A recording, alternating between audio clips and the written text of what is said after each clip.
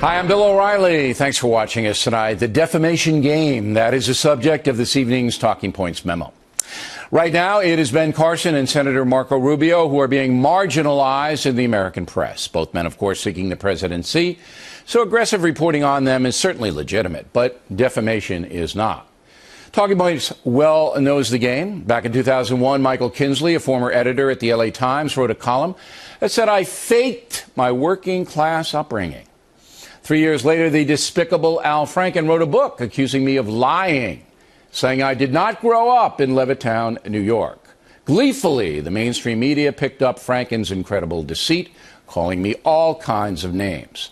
Thankfully, I still had the deed to my parents' home in Levittown, New York.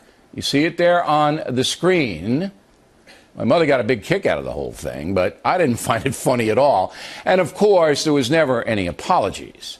That's because Franken and Kinsley and their co-conspirators were trying to destroy my reputation because the factor was becoming very successful.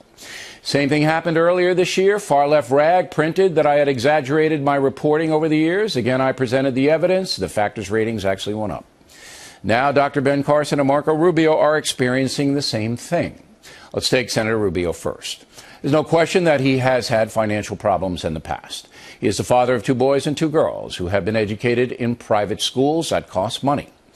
Mr. Rubio, while a member of the Florida House, used a Republican Party credit card to pay some bills. About $22,000 of personal expenses were charged to that card. Senator says he paid the amount with his own money. He reimbursed the card. At this point, there's no evidence to contradict that statement. So Talking Points will leave it to you, fair-minded Americans, to decide whether or not Rubio's financial history is a big issue. But the media certainly has made a big deal out of it, almost as big a deal as Hillary Clinton's financial situation surrounding the Clinton Foundation. As you may know, she served as Secretary of State for more than 4 years. During that time, the Clinton Foundation brought in nearly $500 million in revenue. Much of that money from overseas concerns. Conflict of interest? You make the call. But Talking Points will say this with certainty. Rubio, $22,000. Hillary Clinton, $500 million. Now on to Ben Carson. There's a bunch of small ball stuff in play. CNN says it can't find anybody to confirm that Carson was an angry child.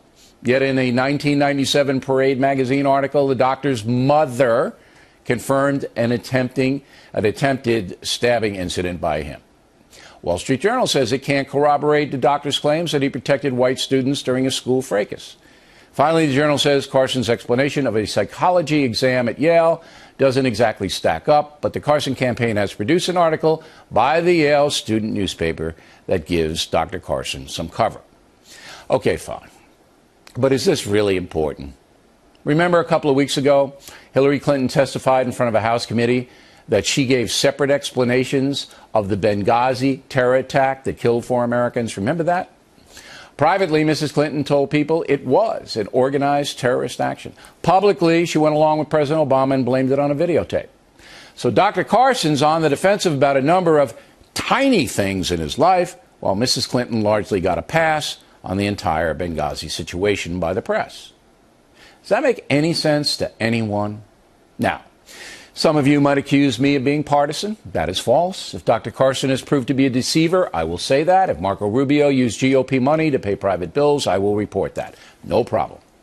But it is now an industry in America to try to defame individuals with whom you disagree. George Will tried to pull that stunt on Friday. We confronted him. We'll have your reaction in our mail segment a bit later on. On the Dr. Carson front, we'll give you some reaction from fair people. First, columnist Kimberly Strassel, who writes for the Wall Street Journal. There's a difference between vetting and vendetta. And I think that a lot of times when it comes to the press and they are looking at conservative candidates, they get this treatment that just nobody else gets. And it's... Well, I'm curious. Do you think that examining whether or not he was offered a scholarship to West Point, trying to find out the truth of that, is that a vendetta or vetting? That's probably something worth looking at. And we have looked at it. The West Point thing is simply a matter of imprecise language. We see no attempt to deceive by Dr. Carson. Could be wrong, but I looked at it pretty hard.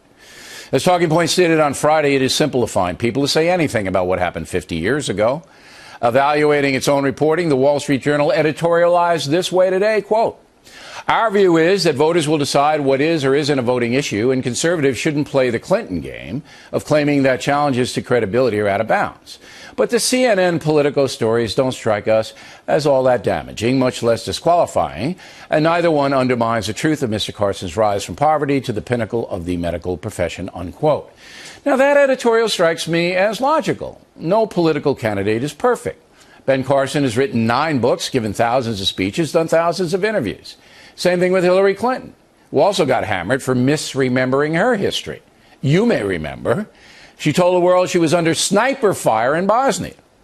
That turned out to be false. Yet Mrs. Clinton will secure the Democratic nomination for the presidency because voters know not everybody's perfect and enough far-left-leaning Americans like her so that she'll be the nominee. One final thing, you may remember that President Obama birth certificate controversy. Some Americans claim without any evidence at all that the president was not born in the USA.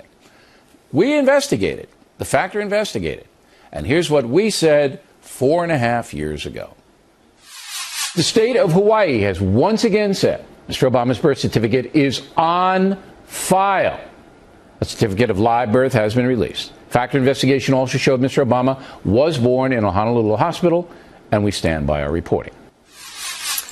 So once again, Talking Points does not analyze from a partisan point of view. We're in the truth business here. And the truth is that Barack Obama was born in Honolulu. His father abandoned the family. His mother, kind of a hippie, then took the young boy to Indonesia. Barack returned to Hawaii, was raised primarily by his grandparents, and rose up to become president of the United States. He's not a Muslim. He's not a Manchurian candidate. He's simply a politician. While we have been very critical of Mr. Obama's tenure in office, and we believe the country has been weakened by it, we do not play foolish games here. And we suggest to the left-wing press that it follow our example. And that's a memo.